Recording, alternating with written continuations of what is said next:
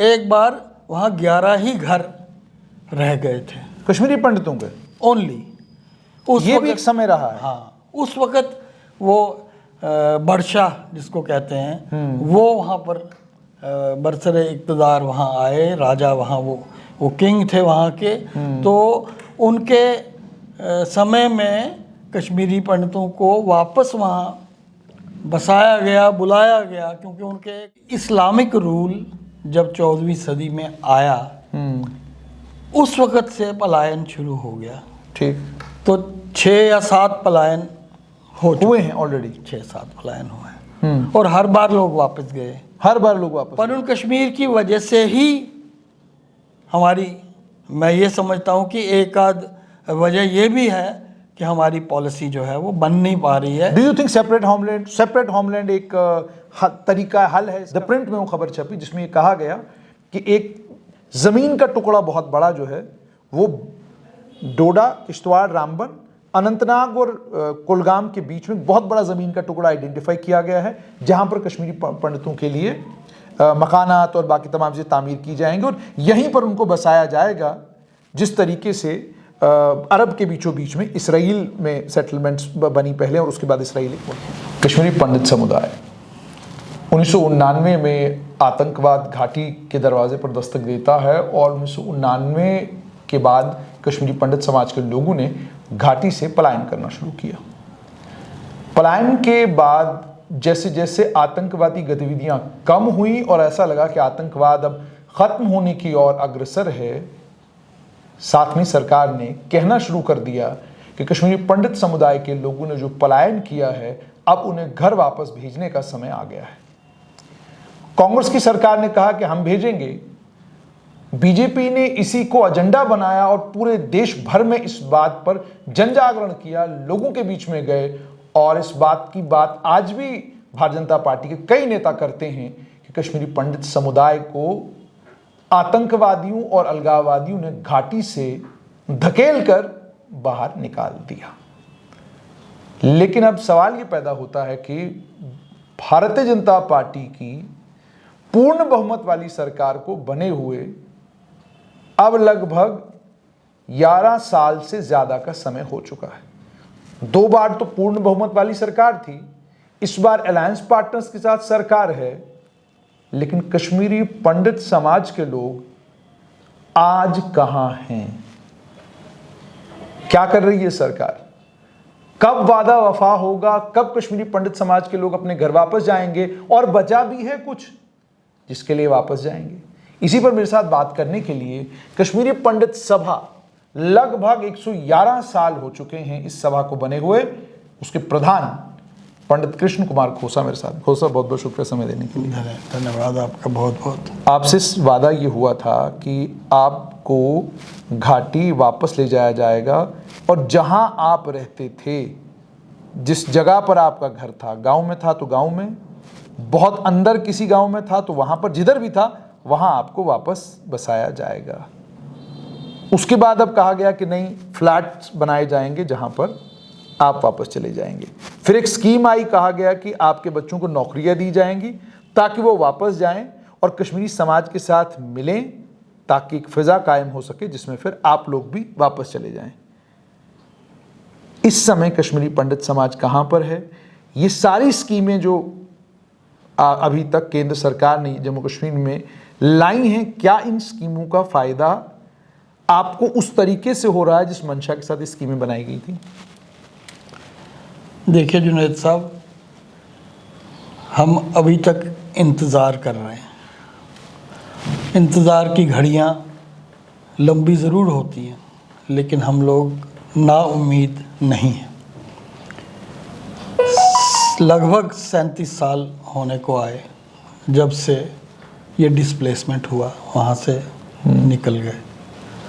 37 साल में कई बार ऐसे वक्त आए जबकि जो उम्मीद हमने आज तक बरकरार रखी है वो उम्मीद वक्तन फ़वक्तन काफ़ी ज़्यादा उभर के आती थी, लेकिन फिज़ल आउट भी जल्दी हो जाती थी। अब 11 साल, जैसे आपने कहा 11 साल हो गए हैं, इसमें कोई दो राय नहीं है। लेकिन इन 11 सालों का मैं ये ज़रूर कहूँगा कि आते ही जो केंद्रीय सरकार है नरेंद्र मोदी जी की, वो आते ही तो कश्मीरी पंडितों को वापस वहाँ पर स्थापित नहीं कर सकती थी, क्योंकि माहौल उस समय तक कश्मीर का जो है वो बड़ा चिंताजनक था। इससे हम सब वाकिफ़ हैं। ठीक।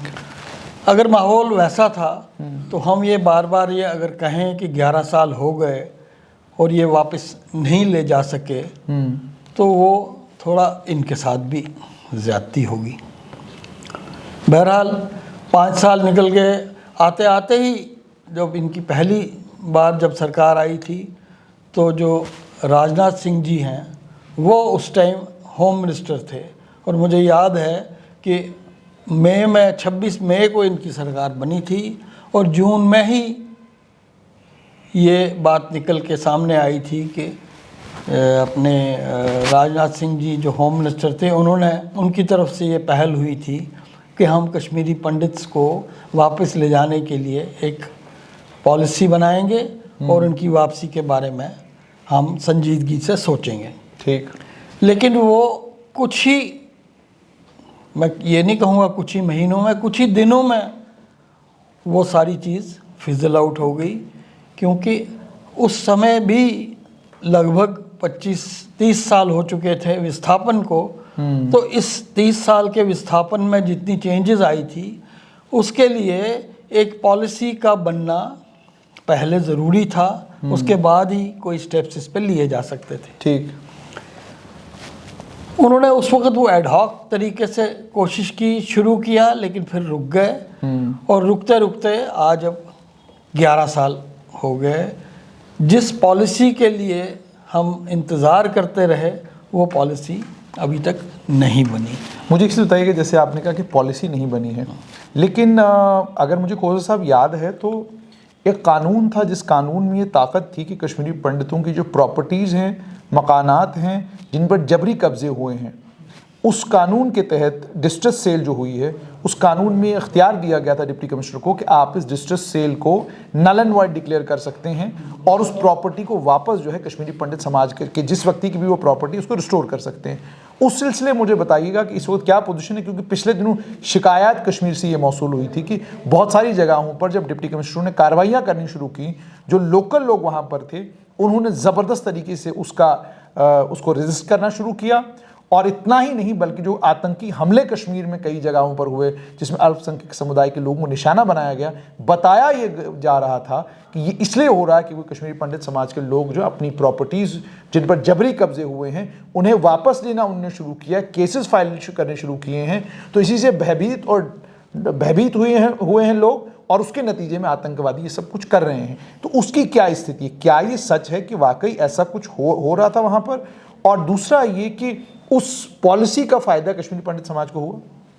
इसमें 2 पार्ट्स हैं। एक पार्ट तो ये है कि 1997 में distress sales act Farooq Abdullah साहब की गवर्नमेंट में उस वक्त डिस्ट्रेस सेल्स एक्ट बनाया गया। ठीक।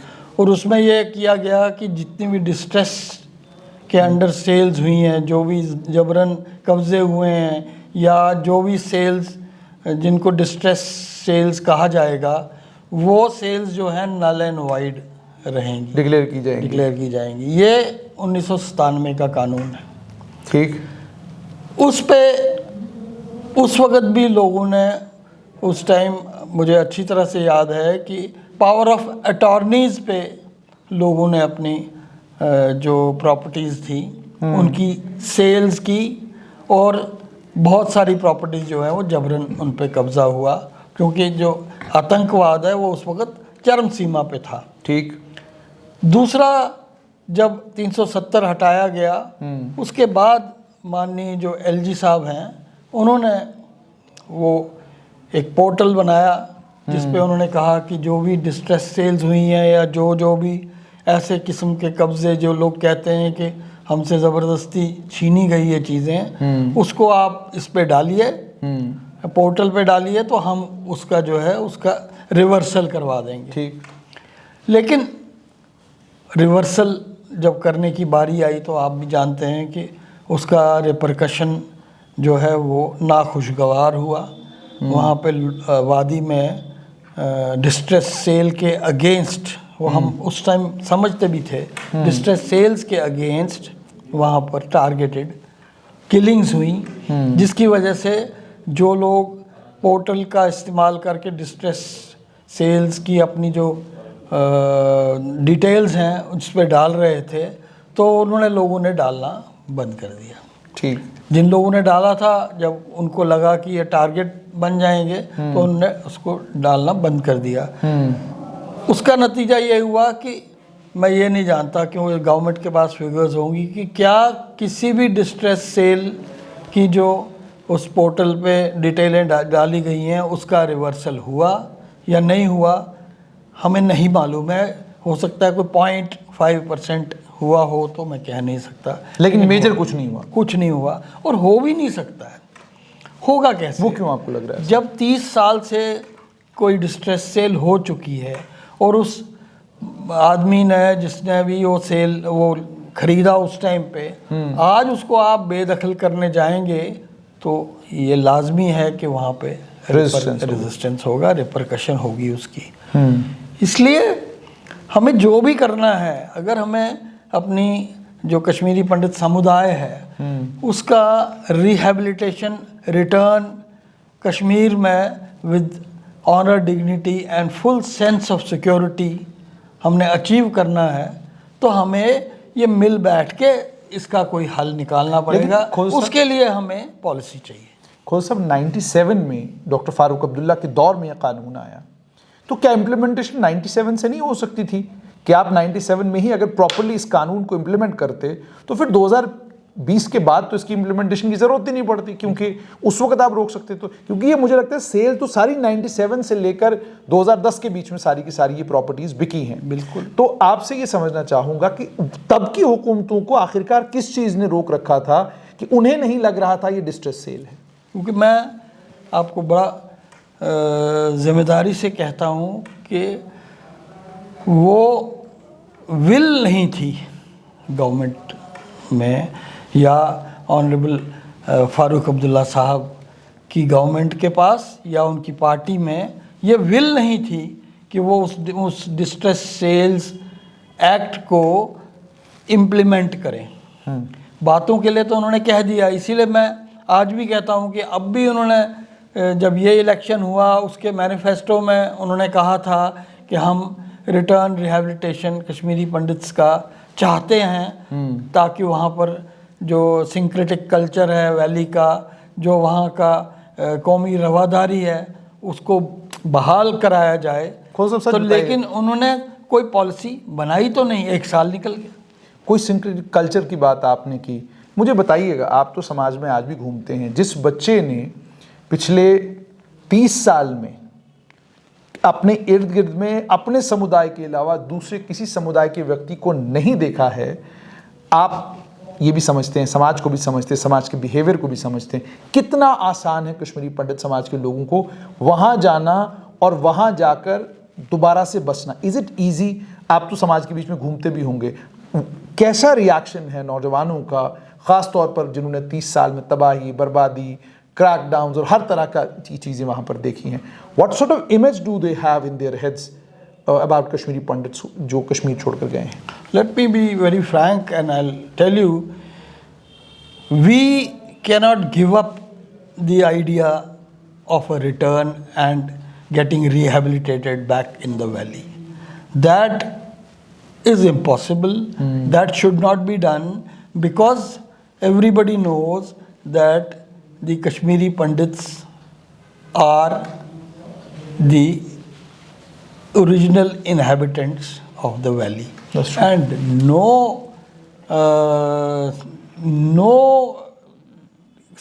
community would ever like to get uprooted from their forefathers. लेकिन अब का माहौल कैसा है? अब का माहौल है कि जब से ये सरकार आई है, आप भी देख रहे हैं कि माहौल में काफ़ी वहाँ चेंज आई है। अच्छा, आप जाते हैं नौजवानों के बीच में, क्या बात होती, क्या कहता है वहाँ का नौजवान? क्योंकि अक्सर सोशल मीडिया के ऊपर जो वीडियोस वायरल होती हैं उससे तो ये अंदिया देने की कोशिश होती हुई है नेशनल मीडिया पर, क्या कुछ सिलेक्टेड वेब पोर्टल्स पर, क्या कि नहीं जी कश्मीरी नौजवान तो तैयार ही नहीं है कि कश्मीरी पंडित वापस आने चाहिए। वो कहते हैं, लेकिन हमारी तरफ से कोशिश भी तो कोई नहीं है ना, सरकार की तरफ से कोशिश भी कोई नहीं है। ठीक। हमने 50 बार इनको कहा। इन्होंने एक एपेक्स कमेटी कश्मीरी पंडित्स की बनाई थी जब पिछली बारी उमर अब्दुल्ला साहब की गवर्नमेंट थी।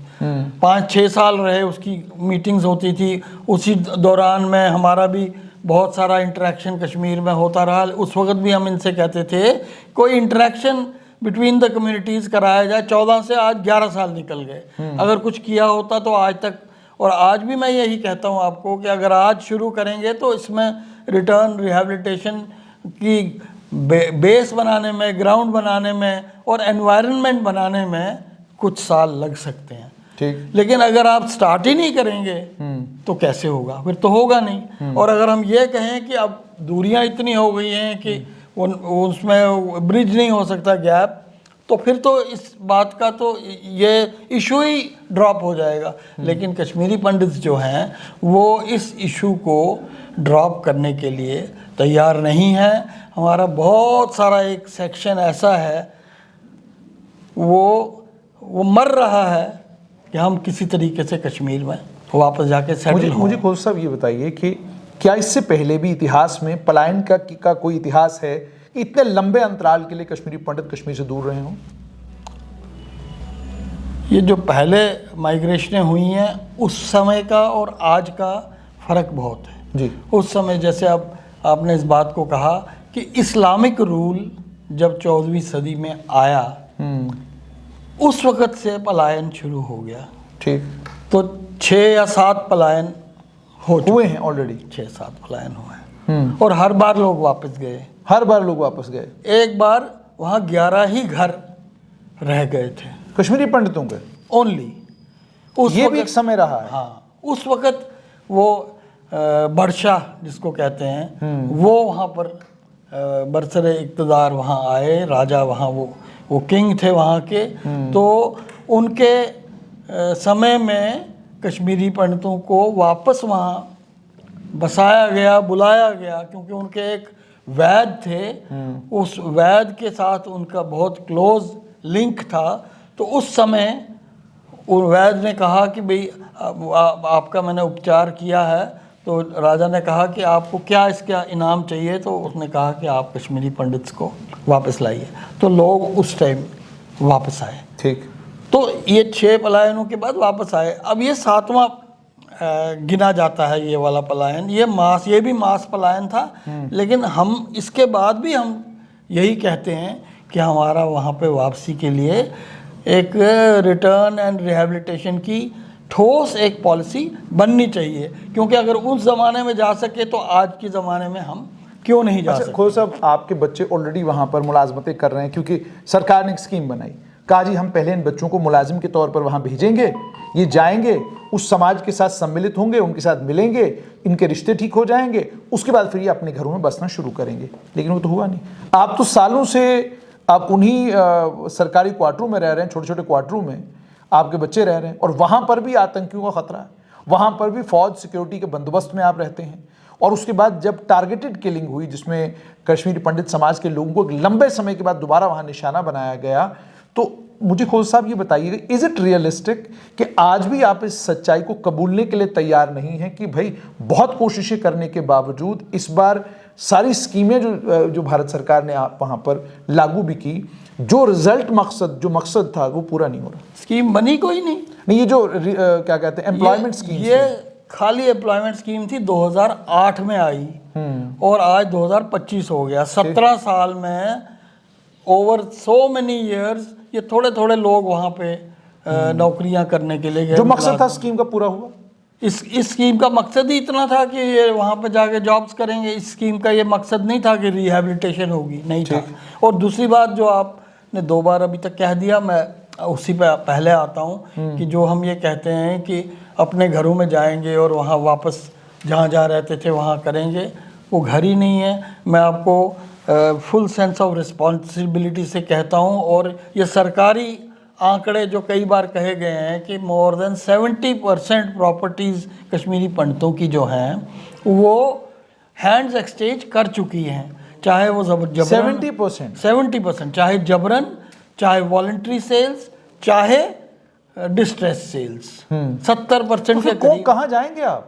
तो इसीलिए तो स्कीम बननी है, इसीलिए तो जो हमारी करोड़ों अरबों रुपए की प्रॉपर्टीज हम छोड़ के वहाँ आए हैं, उसका तो गवर्नमेंट ने सोचना है कि किस तरीके से बनाया जाएगा और वहाँ पे हमें बसाया जाएगा। क्योंकि बसने के लिए हमारी कम्युनिटी आज भी बड़ी तत्पर है, जाना चाहती है, जाएंगे। और हम हर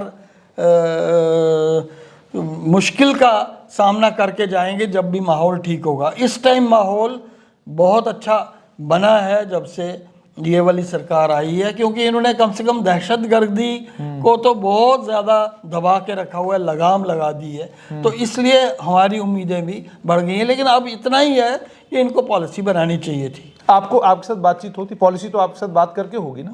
हम चाहते थे कि पॉलिसी हमारे साथ आपको कभी दावत आई दिल्ली से, आइए बैठते पॉलिसी बनाने? नहीं आई ना, उसी की तो इंतजार है। तभी मैंने लेफ्टिनेंट गवर्नर मनोज सिन्हा से मुलाकात होती है? 3-4 बार मुलाकात हुई, हमेशा वो बड़ी एनकरेजिंग उनके साथ मुलाकात होती है। और हमने भी उनसे कहा, लास्ट टाइम जब ऑनरेबल होम मिनिस्टर यहाँ आए थे, एक डेलीगेशन था, उसमें मैं भी एक पार्ट था।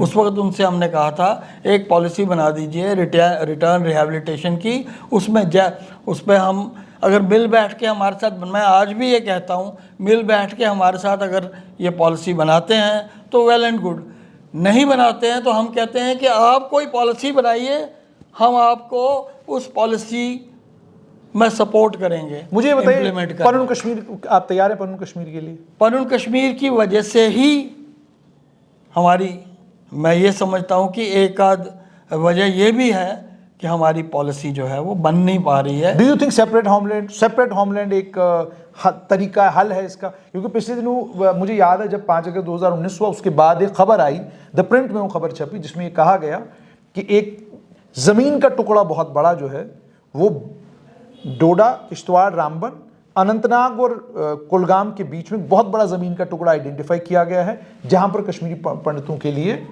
मकानात और बाकी तमाम चीज़ें तामीर की जाएंगी और यहीं पर उनको बसाया जाएगा, जिस तरीके से अरब के बीचों बीच में इसराइल में सेटलमेंट्स बनी पहले और उसके बाद इसराइल एक मुल्क की शक्ल में सामने आए। तो मुझे ये बताइए कि क्या आप इस तरह के किसी सोल्यूशन के लिए तैयार हैं कि ठीक है, अगर वादी में नहीं हो सकता तो कम से कम कोई पैच ऑफ लैंड एक बहुत बड़ा आइडेंटिफाई करिए जहां पर हम लोग जाकर बच सकें और जो सिक्योर हो, फोर्टिफाइड हो, जहां पर आतंकियों को कोई खतरा ना हो। Are you ready for that? मैंने ऐसा कुछ सुना नहीं। और अगर ऐसा but Panun Kashmir separate homeland तो यही है। नहीं, मैंने ऐसा कुछ सुना नहीं। पनून कश्मीर के साथ हम इत्तेफाक नहीं रखते हैं, शुरू से नहीं रखते थे। जब से पनून कश्मीर ने अपना ये एजेंडा बनाया 91 से, वो कहते हैं हम कभी भी उससे यू वांट, आप चाहते कश्मीरी मुसलमानों के बीच में ही जाकर बसें? बीच में ही जाके बसें। 3 अर्स्टवाइल डिस्ट्रिक्ट्स कश्मीर की थी, आपको मालूम है, बारामुल्ला, श्रीनगर, अनंतनाग। इन 3 अर्स्टवाइल डिस्ट्रिक्ट्स में, डिस्ट्रिक्ट हेडक्वार्टर्स में हमारे लिए 3 या 6 या जैसे भी करें सेटलमेंट्स, कॉन्सेंट्रेटेड सेटलमेंट्स बनाई जाए, चाहे वो कॉम्पोजिट हो, वी डोंट माइंड दैट, लेकिन सेटलमेंट्स बनाई जाएं और वहाँ पे सारी जो कौम है उसको सेटल कराया जाए। जैसे आप, यू बिलोंग टू डोडा, क्या आप कभी ये सोच सकते हैं कि डोडा आपका है नहीं, मेरा कोई उससे कनेक्शन नहीं, मैं जम्मू में रहता हूँ? You cannot leave your land। हो नहीं सकता। जब हो नहीं सकता तो कैसे? और आप देखिए, आर्थर हेली की एक किताब है एक्सोडस, वो 200 साल के बाद वो जो काला वहाँ पे अमेरिका में है, वो जाता है और अफ्रीका में जाके देखता है कि हम लोग कहाँ से आए हुए हैं, हमारा ओरिजिन क्या है, वो कैसे, रूट्स को कौन छोड़ सकता है? You can not leave the roots. तो मुझे ये बताइएगा कि आप जब कश्मीरी मुसलमानों से बात करते हैं, उनके रहनुमाओं से, लीडरों से बात करते हैं, मिजाज में कोई बदलाव आया है पिछले 35 साल में?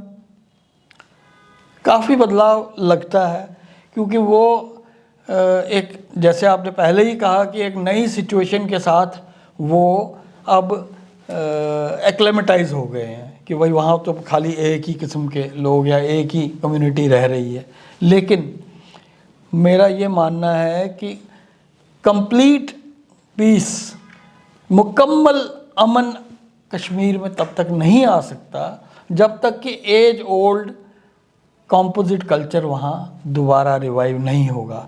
हमारी कल्चर के, रिलीजन के जो चिन्ह हैं वहाँ पूरी वैली में स्प्रेड आउट है। इतने मंदिर हैं, इतनी श्राइन्स हैं, बहुत सारी ध्वस्त भी हुई, लेकिन बहुत सारी जो हैं वो अभी भी वहाँ पर मौजूद हैं। तो ये साफ दिखाता है कि जो वहाँ के लोग हैं, हमारे भाई हैं, जो वहाँ के लोग हैं, उनको नज़र आता है, चाहे क्यों आज का यूथ जो है वो बड़ा अवेयर है, वो सामने देखते होंगे कि ये सब चीज़ें क्या है, लोग तो नहीं है लेकिन ये सब चीज़ें क्या है। ये एक मिसनॉमर है, वो कहते हैं जी कि अब हम अलग अलग यहाँ नहीं जानते, हम तो यही लोग देखते हो, ऐसा हो नहीं सकता। उनको मालूम है रोज़ लेकिन सुबह शाम वहाँ पे दुनिया चल रही होती है, नफरतें इतना बढ़ चुकी हैं। मैं इसलिए आपसे सवाल पूछ रहा हूँ कि आप किसी भी समाज या समुदाय की बात करें,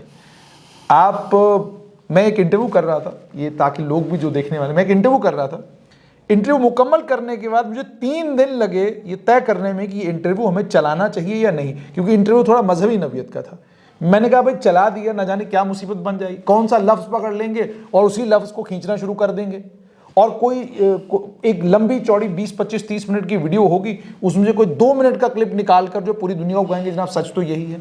तो जहाँ नफरतें इतनी दोनों समुदायों के बीच में बढ़ गई हैं, क्या उसके बीच में कहीं इज देयर एनी होप, कोई उम्मीद की किरण आपको कहीं नज़र आती है? एब्सोल्युटली नज़र आती है। मैं आपको फिर दोबारा ये कहूँगा कि हम सनातनी पद्धति के लोग हैं, सनातन धर्म में बिलीव करते हैं, और हमें सनातन से ये सीख मिलती है कि आप जब मरो तो किसी की तरफ नफरत की भावना लेके मत मरो। अच्छा, सनातनी सीख है जी। किसी की तरफ, चाहे उसने आपके साथ क्या किया हो, लेकिन आप उसकी तरफ कभी भी नफरत की वो जो फीलिंग है वो लेके मत जाइए। तो वो फीलिंग अगर आप मेरे से एज एन इंडिविजुअल पूछेंगे या सामाजिक कार्यकर्ता या लीडर कहें, लीडर हूँ, तो नफ़रतों की जो गुंजाइश ह्यूमन रिलेशंस में नहीं होती नहीं है। और नफ़रतों को हमें एक साइड दरकिनार करके तो एक दोबारा से रवादारी को बिल्ड करने में हम सबको उसमें योगदान देना पड़ेगा। लेकिन उसमें सरकार का रोल जो है वो अहम है, नंबर 1 है। मैंने पिछला 1 साल हो गया, मैं नासिर वानी को मैंने 2-3 बार कहा कि हम जो हैं कोई पॉलिसी बनवाइए कश्मीरी पंडित्स की, क्योंकि आपने अपने उसमें मैनिफेस्टो में लिखा था कि हम इनको वापस इनका रिवर्सल करेंगे, इनको रीसेटलमेंट करेंगे, वहाँ पे कश्मीर में बसाएंगे। तो 1 साल हो गया, अभी तक कुछ करते नहीं। आप हर बार सिर्फ यही बात होती है 370 हट गया तो हमें स्टेटहुड दे दो। आपका प्राइमरी ऑब्जेक्टिव अगर स्टेटहुड है तो वहाँ जो अमन, मैं जो मुस्तकिल अमन की बात करता हूँ वो कैसे बहाल होगा जब तक कि कश्मीरी पंडित्स ये नहीं मैं कहता हूँ कि आप हिंदुस्तान के सारे हिंदू को वहाँ बसा दो तो तब जाके कौमी रवादारी और सिंक्रेटिक कल्चर होगा। नो, मैं कश्मीरी पंडित्स जो वहाँ के ओरिजिनल इनहेबिटेंट्स हैं, इनके रूट्स वहीं के हैं, अगर आप जब तक वो नहीं करेंगे, आप ठीक है अपना आप टाइम निकालेंगे, 5 साल आप राज करेंगे, उसके बाद एक और सरकार आएगी वो भी राज करेगी, वो भी चलते जाएंगे। लेकिन जब तक ये सेटलमेंट रीसेटलमेंट नहीं होगी वहाँ पे सी मुस्तकिल अमन आ नहीं सकता। लेकिन अब हमारी त्रासदी ये है कि हमारा जो डायस्पोरा है, क्योंकि यहाँ अपॉर्चुनिटीज़ नहीं है, वो फैलता जा रहा है। तो हम एक ऐसी स्टेज पे ना आ जाएं जबकि जब जाने वाले वहाँ की बारी आएगी, कोई पॉलिसी बनेगी, होगा ही कोई होगा नहीं। तो क्या सरकार ये चाहती है? मैं आज भी उमर अब्दुल्ला साहब को मैं रिक्वेस्ट भी करता हूँ, मैं उनके साथ ट्विटर पे कई बार उनको बोलता रहता हूँ कि भैया आपने जब ये अनाउंस किया था अपने उसमें मैनिफेस्टो में, तो 1 साल से आपने इस पर छेड़ा क्यों नहीं इस बात को? आज भी अब आपके पार्लियामेंट में आप भेजने की बारी आई है, क्यों नहीं? आप, मैंने भी एक बार इलेक्शन लड़ा था श्रीनगर बडगाम कॉन्स्टिट्यूंसी से, आप क्यों नहीं कश्मीरी पंडित को वहाँ पर मैंडेट दे के भेजिए? वहाँ लगेगा कि हाँ नहीं आप इसमें सीरियस हैं, इस मामले में। लेकिन ऐसा नहीं सिर्फ लिप सर्विस से कुछ नहीं होगा, और वहाँ अगर मुश्किल अमन चाहिए हमारे को तो कश्मीरी पंडितों का वहाँ वापस जाना अंडर पॉलिसी बहुत ज़्यादा ज़रूरी। बहुत बहुत शुक्रिया। नहीं है नाउम्मीद इकबाल अपनी कश्त वीरा से, ज़रा नम हो तो ये मिट्टी बड़ी जरखेज़ है साकी। और दूसरा बड़ा खूबसूरत शेर है, मैं मुतमईन हूँ अगरचे ख़राब है माहौल, ख़िज़ा के बाद का मौसम बहार होता है। कश्मीरी पंडित समाज से ताल्लुक़ रखने वाले पंडित कृष्ण कुमार खोसा से तफसीली बातचीत हुई, और इस बातचीत में भी अगर आप लोगों ने ध्यान से तमाम चीज़ें सुनी होंगी तो आपको समझ आया होगा कि जितनी भी बातें इन्होंने की हैं, इन तमाम बातों में मोहब्बत, शफ़क़त और अपनी मिट्टी से बेपनाह लगाव आपको साफ तौर पर नज़र आया होगा। और अभी भी ये पुरुम्मीद हैं, इन्हें अभी भी यकीन है कोई मुश्किल नहीं, हुकूमत ज़रा कोशिश करे, थोड़ा दरवाज़ा खोल दे और बातचीत के दरवाजे दोनों समुदायों के बीच में खुल जाएं तो कोई बड़ी मुश्किल नहीं कि 3 ज़िले बारामुल्ला, अनंतनाग और श्रीनगर, इन 3 ज़िलों में जगहें आइडेंटिफाई की जा सकती हैं और कश्मीरी पंडित समाज के लोग वापस जा सकते हैं। मगर साथ में वर्ड ऑफ कॉशन है, इस काम को जल्दी कीजिए। डायस्पोरा फैलता जा रहा है, कल कहीं ऐसा ना हो कि डायस्पोरा इतना ज़्यादा फैल जाए कि जब आप वापस भेजने के लिए प्रोग्राम बनाएं, वापस जाने वाला कोई ना हो। और ये कश्मीर की सबसे बड़ी त्रासदी होगी कि जिस समय वो कश्मीरी पंडित समुदाय, जिस कश्मीरी पंडित समुदाय ने कश्मीर के सूफी कल्चर को और कश्मीर में मोहब्बत और बरादरी का जो एक जज्बा लोगों के बीच में था, उसकी आबयारी हज़ारों साल की 6 पलायनों के बाद भी वहाँ जाकर बसे, और बसने के बाद इस बात को इंश्योर किया कि दोनों समाज यक जुबान यकसू होकर वहाँ पर रहें। अगर वो समाज वापस कश्मीर नहीं गया तो ये नुकसान सिर्फ कश्मीरी पंडित समाज को नहीं होगा, बल्कि इसका सबसे बड़ा असर जो है कश्मीर के उस समाज पर पड़ेगा जो इस वक्त घाटी में प्रोमिनेंस में है।